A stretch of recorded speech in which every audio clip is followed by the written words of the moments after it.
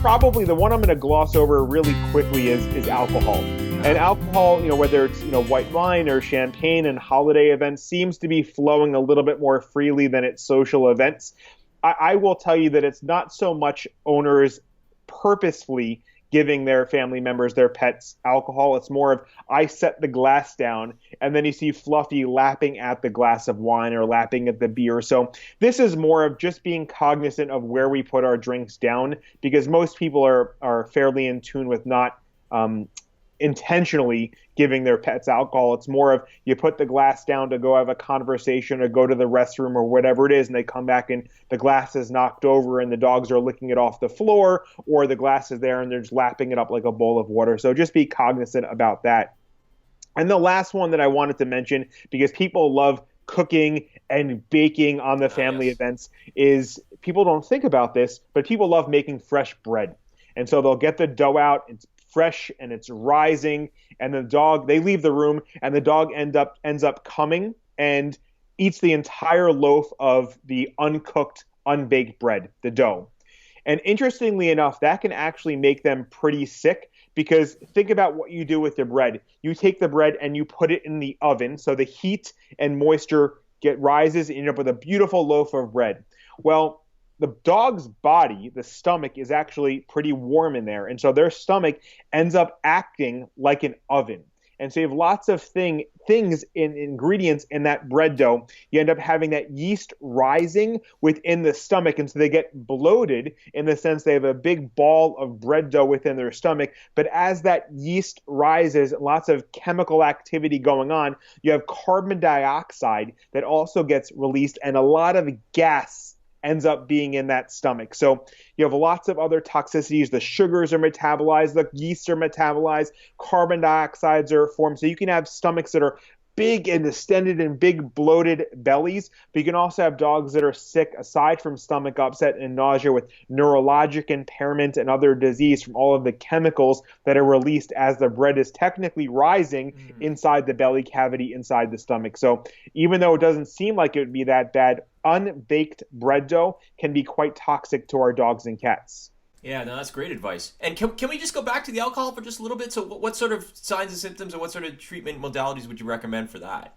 Interestingly enough, the same thing that you would expect if you had too much alcohol, too much wine, they would feel. One of the more common things that I see people come in for is a dog that looks drunk. They look inebriated because when they walk, they're wobbly. That's one of the bigger things that we can see. And of course, stomach upset, they're drinking or eating things that they should not. So lip licking, drooling, vomiting, or other signs of nausea can be seen. I will tell you, it's much less common to see the more serious effects. But if they get into a lot of alcohol, for example, it was a hard alcohol, so a bottle of vodka spilled rather than a simple glass of wine. If you think again about what would happen to you if you had way too much alcohol, aside from potentially being nauseous, and aside from being inebriated, wobbly, drunk, walking back and forth, and can't walk a straight line, things like breathing or respiratory depression, them wanting to sleep, even coma and death can be seen.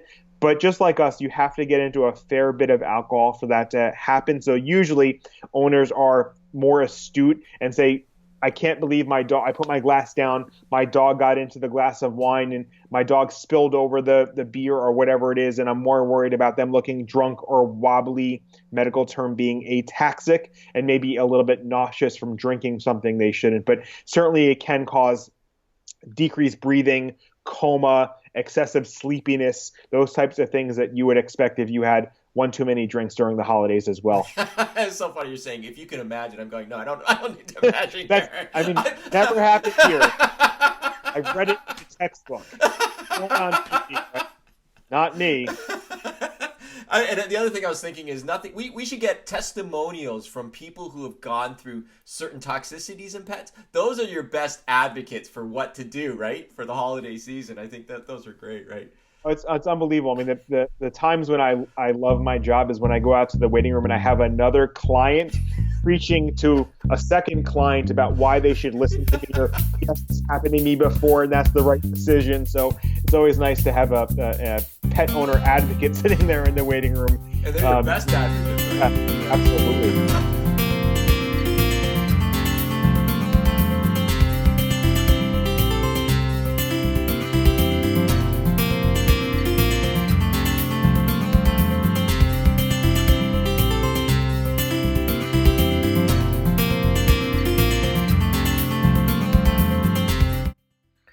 Thanks for watching. If you liked what you saw, don't forget to subscribe to this YouTube channel.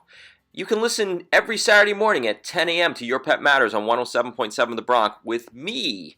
If you missed that, we're podcasting on iTunes. All you have to do is search under Your Pet Matters.